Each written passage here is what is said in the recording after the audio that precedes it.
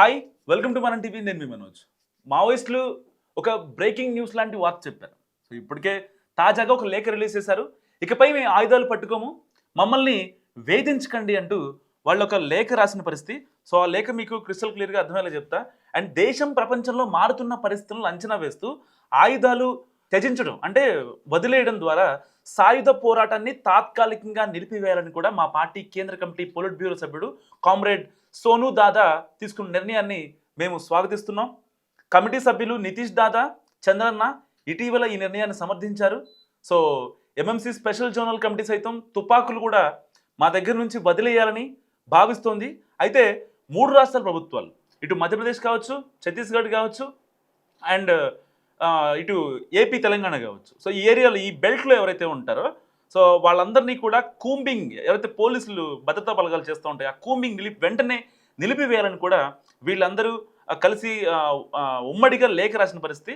So ఈ 3 రాష్ట్రాల ప్రభుత్వాలు మాకు సరిగ్గా ఫిబ్రవరి 15 వరకు టైం ఇవ్వాలని కూడా వాళ్ళు అభ్యర్థిస్తున్నారు. సో ఏదేమైనప్పటికీ ప్రజాస్వామ్య కేంద్రీకరణ సూత్రాలకు మా పార్టీ కట్టుబడి ఉంది. అందుకనే ఆపరేషన్ కగర్ ఎప్పటి నుంచో సెంట్రల్ గవర్నమెంట్ చాలా ఫోకస్ పెట్టింది. చాలామంది మావోయిస్టులు చనిపోతున్నారు, చాలామంది ఎన్కౌంటర్లు చనిపోతున్నారు. స్ట్రాటజికల్గా పోలీసులు కూడా కొంతమంది చంపేస్తున్న పరిస్థితి. మొన్నటిదాకా ఒక హిడ్మా ఎన్కౌంటర్ చూసుకుందాం. సో హిడ్మా తర్వాత దేవ్జీ అని, లేకపోతే ఇంకొకళ్ళు అని చాలామంది వచ్చారు. ఏదేమైనప్పటికీ హిడ్మా ఎన్కౌంటర్ అనేది ఒక రకంగా మావోయిస్టుల్లో ఒక భయాన్ని నెలకొల్పిందని చెప్పడంలో ఏమాత్రం సందేహం లేదు. అసలు విజయవాడలో ఉన్న హిడ్మా ఎందుకు రంపచోడవరం, మారేడుమిల్లి అడవుల్లోకి వెళ్లాల్సి వచ్చింది?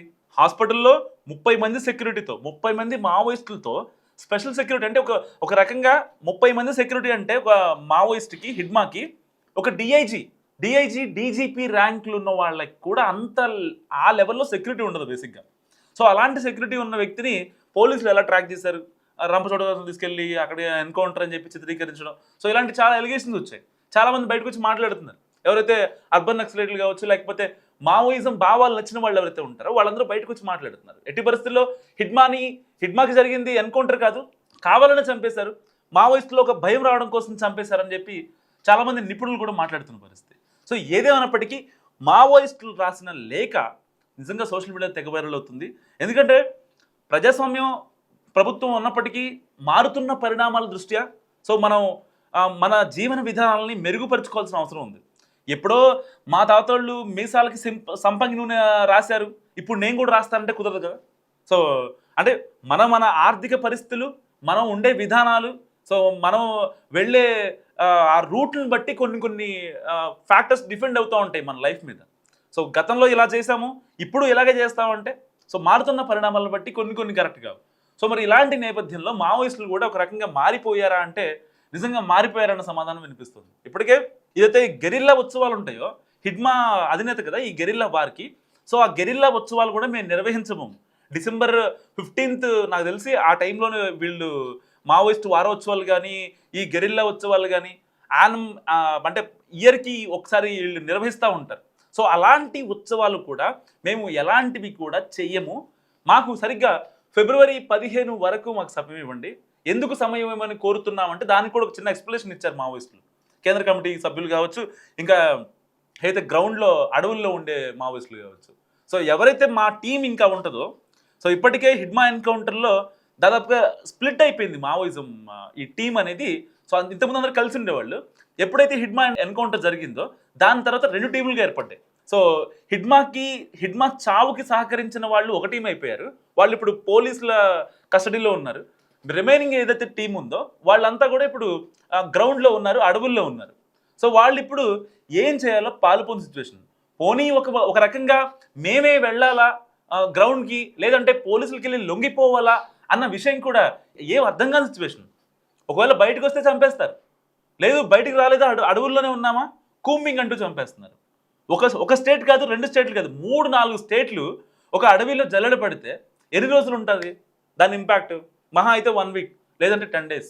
లేదు ఇంకా వాళ్ళు మావోయిస్టులు అండర్ గ్రౌండ్లో వెళ్ళి అజ్ఞాతంలో దాక్కున్నారు అనుకోండి, మహా అయితే 1 మంత్.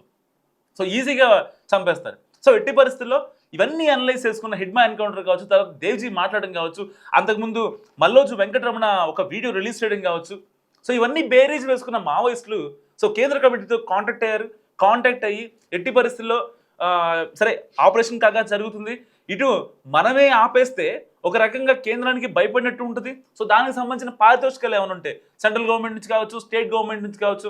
బేసిక్గా ఇప్పటికే ఏదో చనిపోయిన హెడ్మా ఉన్నాడో ఆయన మీద 1,50,00,000 రూపాయల నజరానా ప్రకటించారు అప్పట్లో పోలీసులు.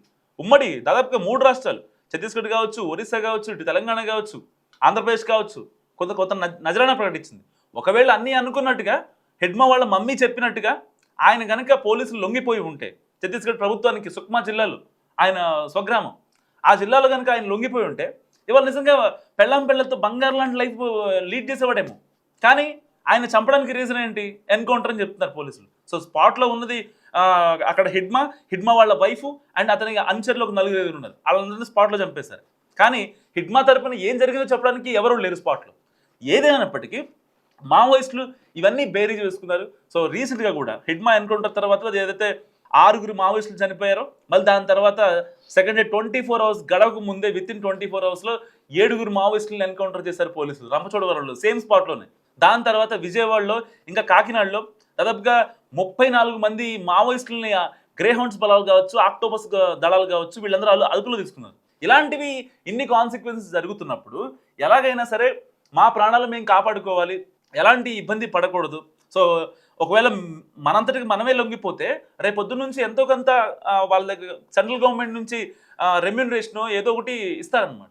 కనీసం ఒక ఇల్లు కట్టుకోవడానికి ఇళ్ల స్థలం కావచ్చు, లేకపోతే ఒక 10 లక్షలు కావచ్చు, 15 లక్షలు కావచ్చు, వాటితో మన పిల్లల్ని ఇంట్లో వాళ్ళని హ్యాపీగా చూసుకోవచ్చు అనే భావన నిజంగా మావోయిస్టులు కలిగిందని చెప్పడంలో ఏమాత్రం సందేహం లేదని చెప్పాలి. సో ఇప్పటికైనా ఫైనల్గా మావోయిస్టులు ఒక రకంగా రియలైజ్ అయ్యారా, లేదంటే ఫిబ్రవరి 15 వరకు టైం అడిగారు కాబట్టి ఎవరైతే గ్రౌండ్లో వాళ్ళ టీం ఉంటుందో ఆ టీంకి ఈ యొక్క మెసేజ్ని కమ్యూనికేట్ చేయడం కోసం అడిగారా, లేదు ఇంకేదైనా ప్లాన్ చేస్తున్నారా అన్న అనుమానాలు కూడా వ్యక్తమవుతున్నాయి. ఎందుకంటే హిడ్మా ఎన్కౌంటర్ తర్వాత ఆయన స్మరించుకోవడం కోసం చెప్పి ఒక రోజంతా వాళ్ళు చాలా ఇబ్బంది పెట్టారు. నిజంగా విజయవాడలో హై అలర్ట్ ప్రకటించారు. దాని తర్వాత ఒక నార్మల్ స్థాయి ఉద్యోగి నుంచి సీఎం వరకు థ్రెట్ ఉందని కూడా చాలా ఇంటెలిజెన్స్ ఒక నిఘా రిపోర్ట్ కూడా ఇచ్చింది. సో ఇన్ని కాన్సిక్వెన్సెస్లో ఎలాంటి సిచ్యువేషన్లో ఎవరు ఎలా చనిపోతారో అర్థం కాని పరిస్థితుల్లో వాళ్ళు ఈ నిర్ణయానికి వచ్చారా, లేదంటే ఈ లేఖ వెనుక ఏమైనా రహస్యం ఉందా? సో ఇలాంటివి మరికొద్ది రోజుల్లో తేలాల్సింది. ఏదైనప్పటికీ మావోయిస్టులు అయితే రియలైజ్ అయ్యారనే అనిపిస్తోంది. సో మీరేమనుకుంటారో మస్తుగా కామెంట్ చేయండి. చూస్తున్నాం మన టీవీ.